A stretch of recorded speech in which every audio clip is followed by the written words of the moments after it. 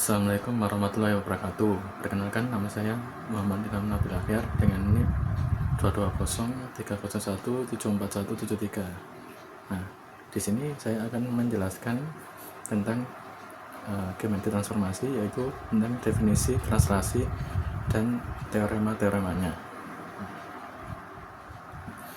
Nah, yang pertama di sini definisi dari translasi. Nah, kita sudah tahu ya bahwa di SMA ya, bahwa SMP atau SMA, bahwa translasi merupakan pergeseran dari suatu titik. Nah, di sini misal titik P pada bidang R2 dan S suatu pemetaan, terdapat ruas garis berarah atau vektor AB sedemikian hingga untuk setiap titik P dengan translasi SAB di titik P sama dengan P aksen dan dipenuhi jarak P aksen sama dengan AB dan jarak P aksen sejajar dengan jarak AB. Nah,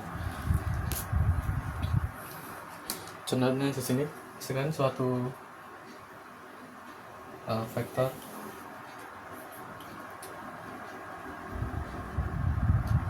AB.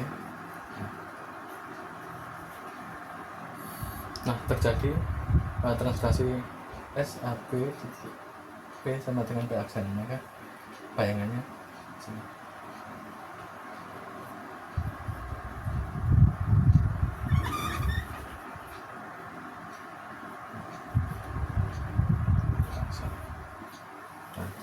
Dan dipenuhi bahwa panjang P aksen sama dengan AB dan juga panjang P aksen sejajar dengan vektor AB. Baik, berikutnya adalah teorema yang ada pada translasi. Nah, yang pertama adalah teorema 5.1, yaitu translasi merupakan isometri. Nah, sebelumnya kita sudah mengetahui bahwa translasi itu juga merupakan transformasi. Nah, sekarang kita akan membuktikan bahwa translasi merupakan isometri atau mempertahankan jarak.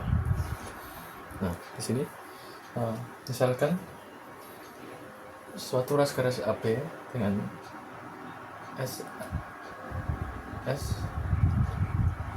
AB memetakan titik P ke P aksen dan Q ke Q aksen, berarti ruas garis P aksen dan Q aksen sama dengan AB.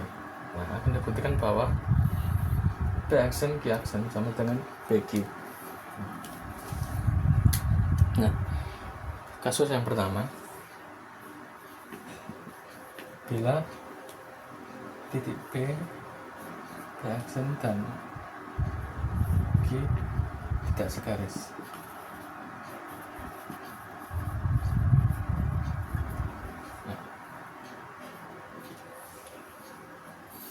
Nah, di sini kita bisa lihat ya bahwa P aksen dan Q tidak segaris, maka kita lihat bahwa hasil pemetaannya membentuk suatu jajar genjang ya. Jadi P aksen Q aksen sebuah jajar genjang.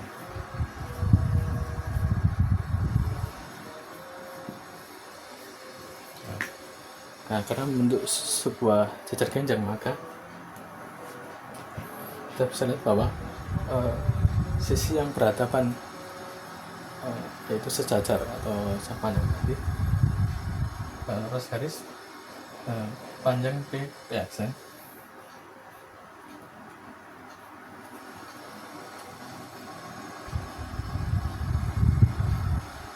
sejajar dengan Q aksen dan panjang yang berhadapan, panjang PQ belajar dengan P aksen Q aksen. Nah, jadi notasinya belum ditulis. Notasi LS AB titik P dengan P aksen dan S AB titik Q dengan Q aksen. Nah, jadi karena panjang P aksen sejajar dengan Q aksen dan PQ sejajar dengan P aksen Q aksen, maka ruas garis P aksen sama dengan ruas garis Q aksen dan ruas garis P aksen Q aksen sama dengan ruas garis PQ.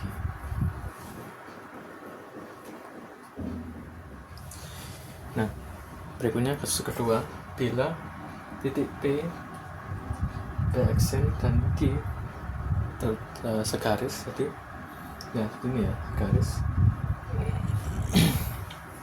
Jadi Q aksen terletak pada garis yang sama karena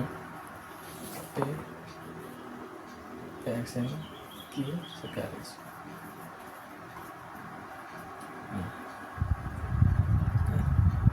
Jadi kita cari tahu panjang P aksen ke Q aksen.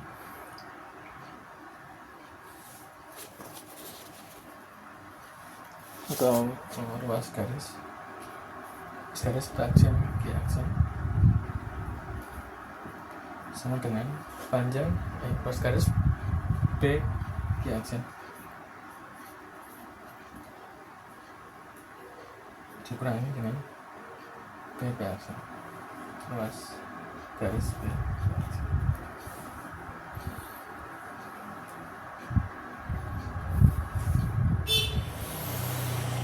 Nah, ruas garis P ke Q aksen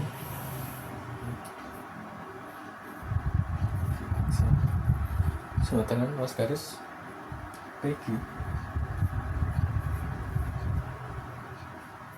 ditambah ruas garis Q aksen.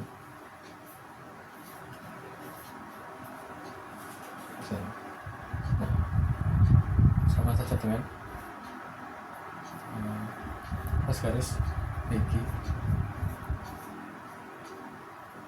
ya, ditambah ruas garis P aksen.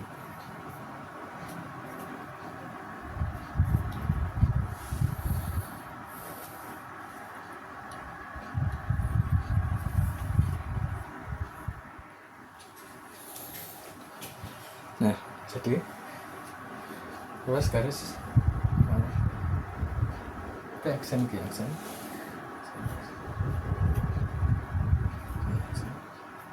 nah, jadi ini sama dengan Q aksen karena sesuai dengan langkah 3 dan ruas garis P aksen sama dengan Q aksen. Jadi maka ruas garis P aksen ke Q aksen sama dengan ruas garis PQ ditambah ruas garis P aksen dikurangi ruas garis P aksen atau sama dengan ruas garis P aksen Q aksen sama dengan ruas garis PQ. Nah, jadi terbukti ya bahwa itu ya ruas garis P aksen Q aksen sama dengan ruas garis PQ. Jadi terbukti bahwa Translasi merupakan suatu isometri karena mempertahankan jarak atau mengawetkan jarak. Nah, berikutnya adalah teorema 5.2 dari translasi, yaitu hasil kali dari dua translasi yaitu SAB dan SDD akan merupakan translasi SBI dengan plus garis BI sama dengan plus garis AB ini plus garis CD. Jadi kita punya dua pemetaan translasi yaitu vektor AB dan vektor CD. Oke, jadi pertama ambil sebarang D dalam beda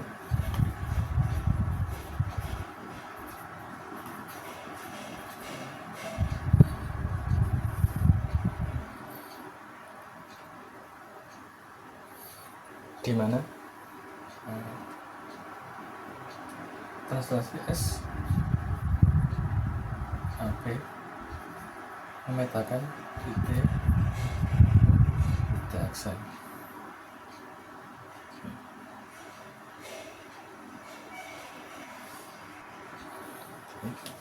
Aksen dengan plus garis T aksen sama dengan AB. Kemudian yang kedua, translasi SCD pada titik T aksen sama dengan T double aksen dengan plus garis T aksen T double aksen sama dengan CD. Nah, titik kita gambar sini T, kita translasikan tadi sesuai dengan vektor AB.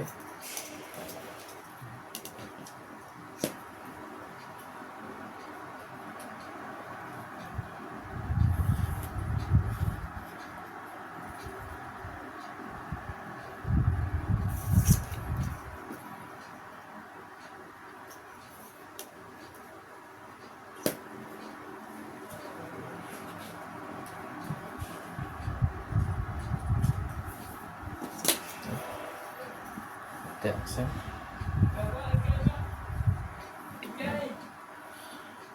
lalu translasi SCD memetakan T aksen ke T double aksen.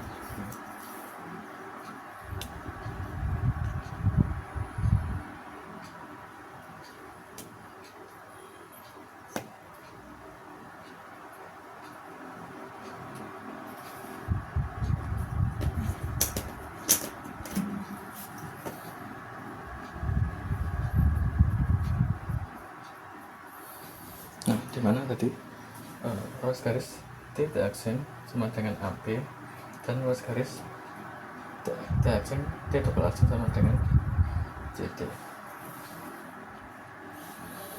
Kemudian kita kalikan SAB dengan SCD di translasi SAB dengan SCD mengatakan T. Nah, ini sama dengan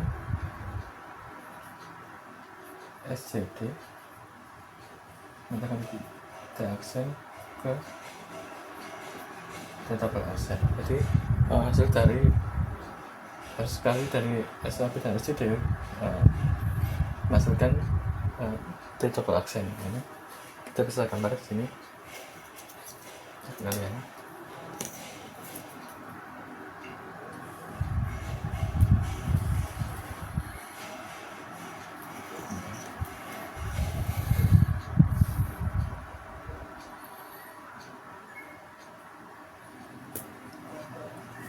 Nah, di mana luas garis T aksen sama dengan garis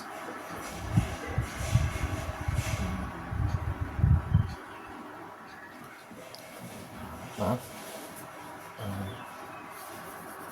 ruas ruas garis T double aksen itu sama dengan ruas garis T aksen ditambah ruas garis T aksen T double aksen atau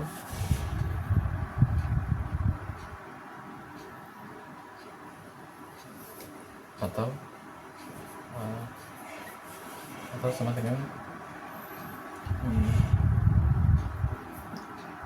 ruas garis AB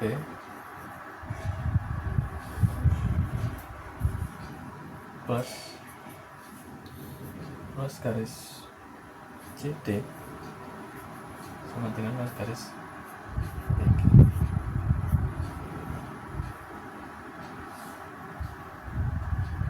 Ini bukti ya di teorema 5.2 menunjukkan ruas garis BG sama dengan ruas garis AB plus ruas garis CD.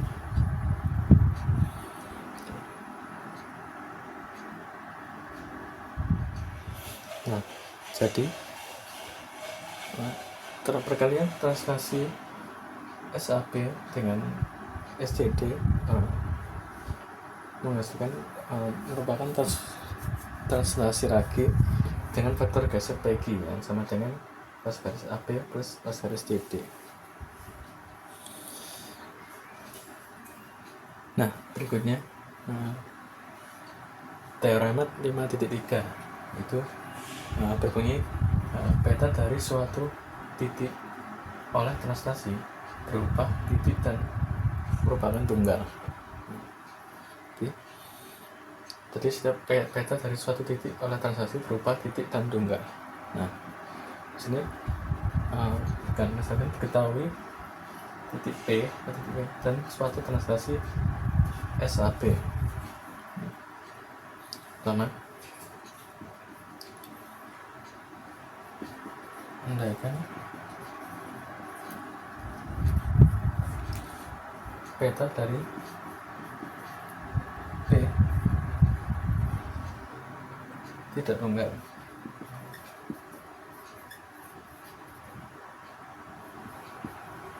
yaitu P aksen dan P double aksen. Kemudian translasi S AB atau titik P sama dengan P aksen dengan jarak P aksen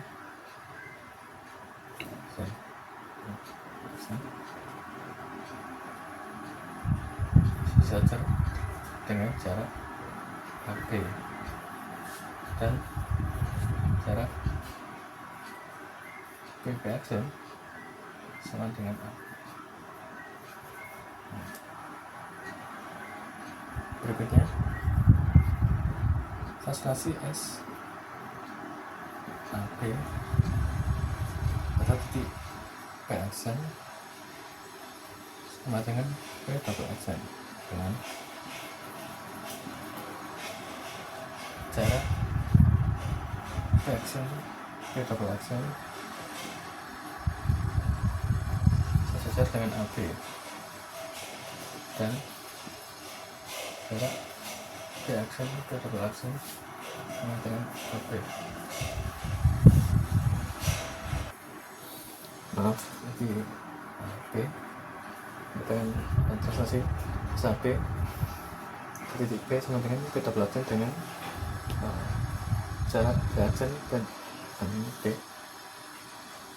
P double aksen sama dengan AB dan jarak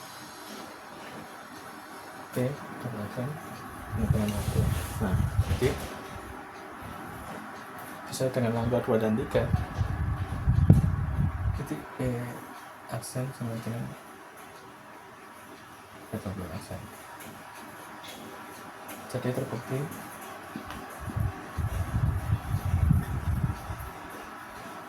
beta dari titik P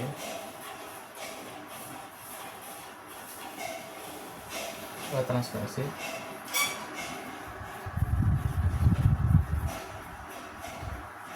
berupa titik gantungkan.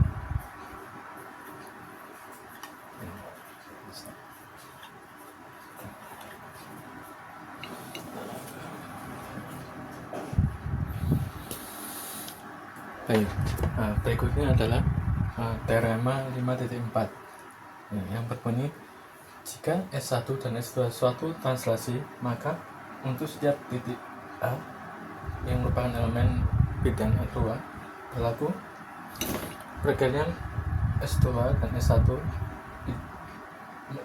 dengan titik A dan sama dengan translasi S1 dikali S2 di titik A. Nah, di sini terdapat translasi S1 dan S2. Lalu pergalian S1 translasi S2 dan S1 titik A sama dengan pergalian translasi S1 kali S2 titik A. Nah, membuktikannya pertama, andaikan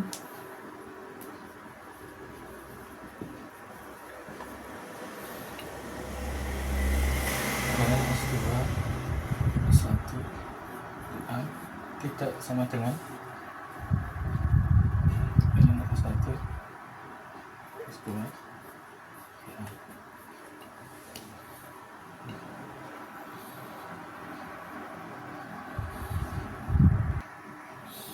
Berikutnya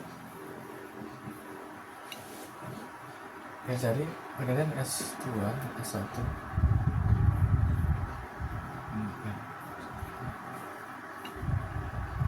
A ya, menghasilkan C1. Lupa, ini kita lihat di sini bahwa pergalian antara S2 translasi S2 dan S1 sini S2 yaitu AB dan S1 menghasilkan C1 di C. Nah, sedangkan dan pergalian S1 translasi S1 dan S2 TA menghasilkan C2 sama dengan C2, yaitu jadi yang pertama S1 yaitu AD ke D dan dikalikan dengan S2 itu D ke C2 menghasilkan C2. Jadi sebelum itu karena belum diketahui sama, maka karena tadi pengandaiannya tidak sama dengan, maka sini ditulis dulu C1 tidak sama dengan 2.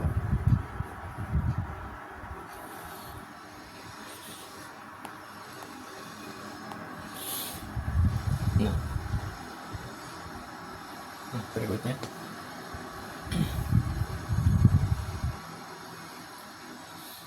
sini S2 translasi S2 dengan titik A sama dengan B ya. Nah, S2 tadi dengan mengatakan titik A mentranslasikan titik A ke B. Dan perkalian S1 ke S2 titik A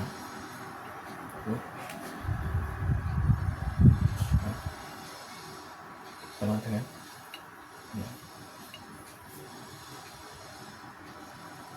perkalian S1 dikali S1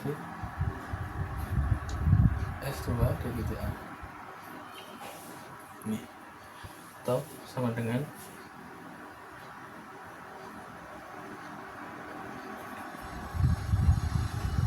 S1 B. Karena tadi telah diketahui bahwa translasi S2 di titik A sama dengan B, jadi kita ganti dengan B. Jadi translasi S1 menentukan titik B ke C2. Jadi translasi S1 melalui titik B ke C2. Nah, berikutnya kita lihat ruas garis AB itu sama dengan ruas garis DC2.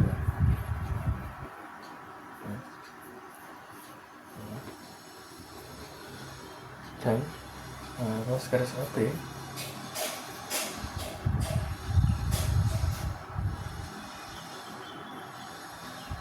sejajar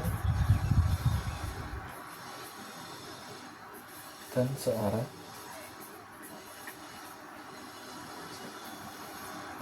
dengan ruas garis DC2.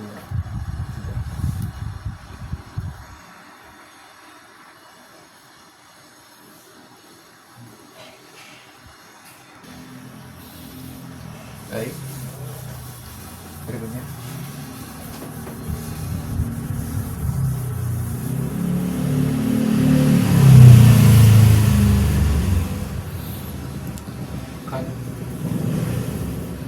angka kelima.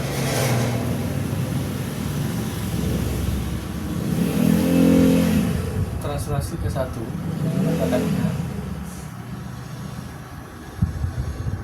menghasilkan titik D, dan pergantian S2 translasi S2 ya tetap A tidak sama dengan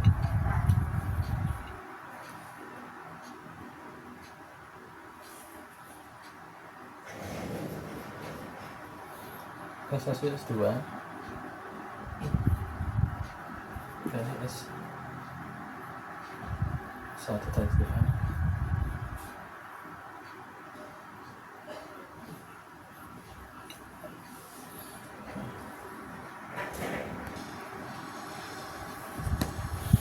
Nah, sama dengan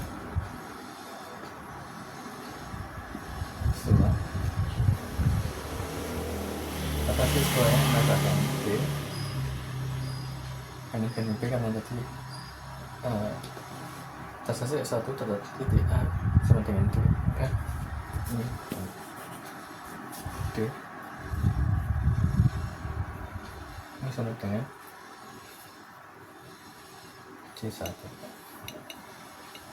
Nah, ini tetap kenal bahwa yang bagian bawah ini C2, bagian atasnya C1.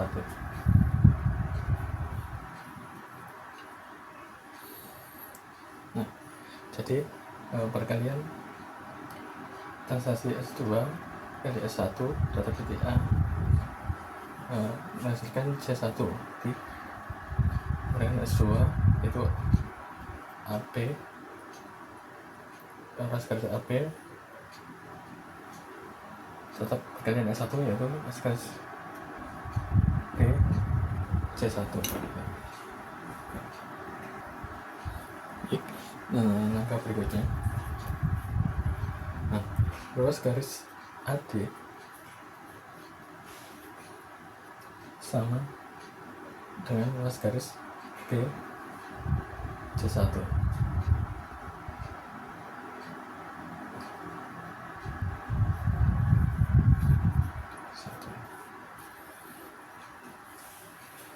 Dan ruas garis AD sejajar dan searah dengan ruas garis B C1. Nah, kita bisa lihat bahwa beda A B C1D dan AB C1D sama dengan AB C2D yang merupakan dasar genjang adalah dasar genjang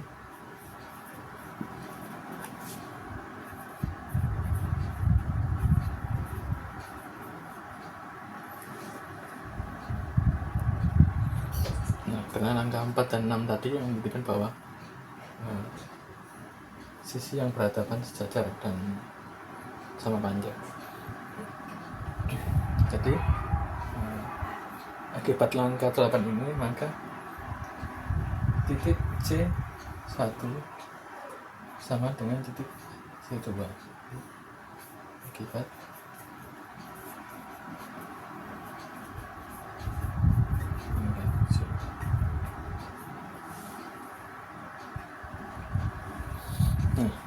jadi perkalian atau translasi S2 kali 1 tetap titik A sama dengan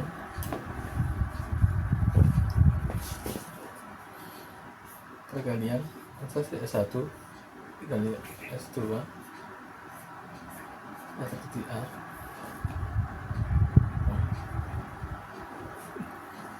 Jadi di sini pengandaian salah.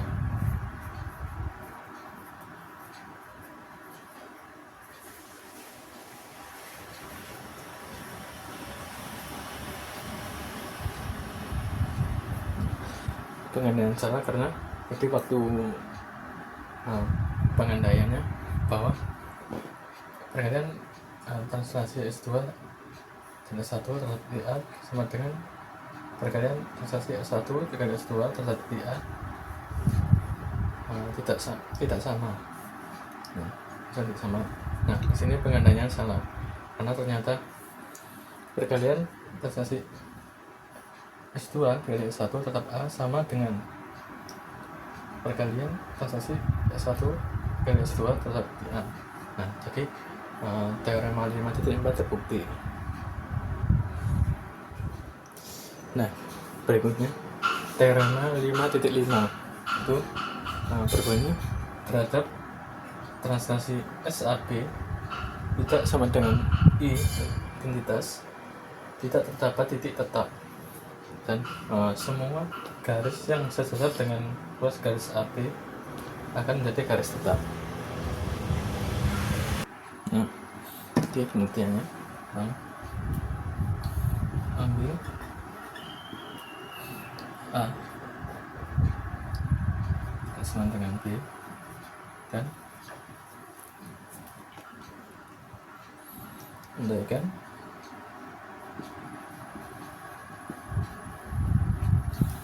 vektor geser pas garis AB adalah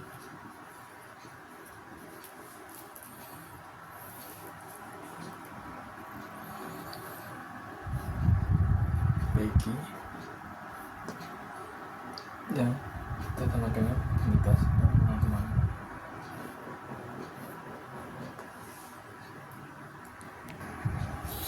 Jadi translasi S AB dapat ditulis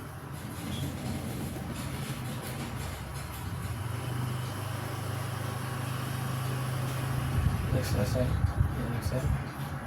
dengan X Y plus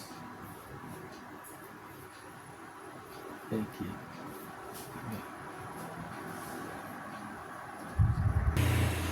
Nah,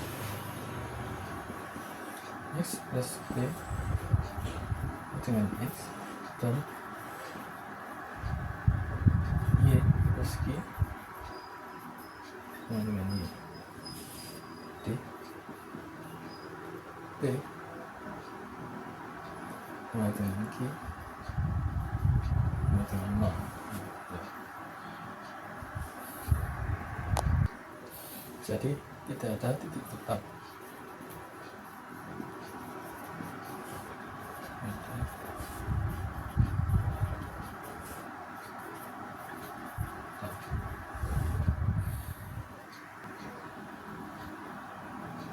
Nah, kemudian semua garis yang sejajar plus garis AB akan menjadi garis tetap. Nah, misalkan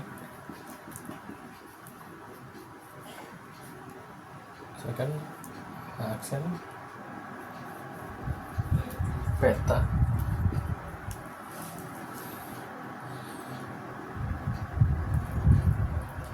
dari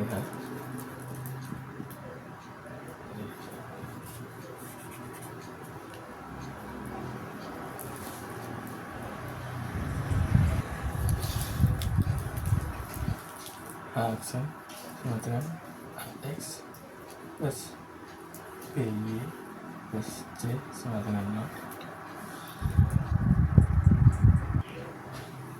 dan H sama dengan AX plus BY plus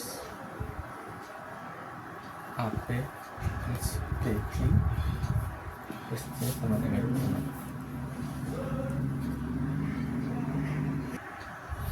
Jadi A per A sama dengan B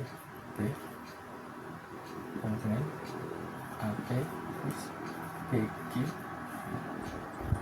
plus C per C.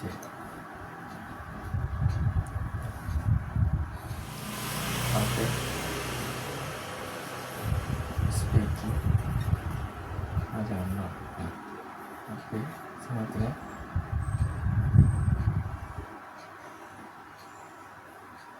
minus BQ. Nah, arah vektor geser adalah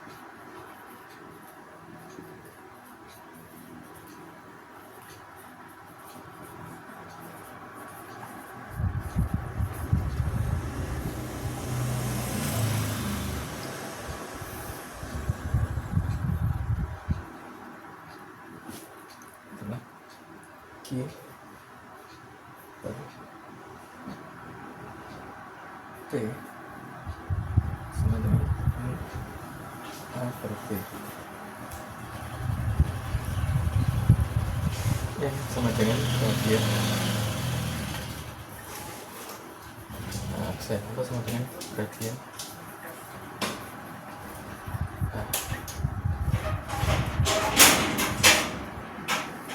Terbukti bahwa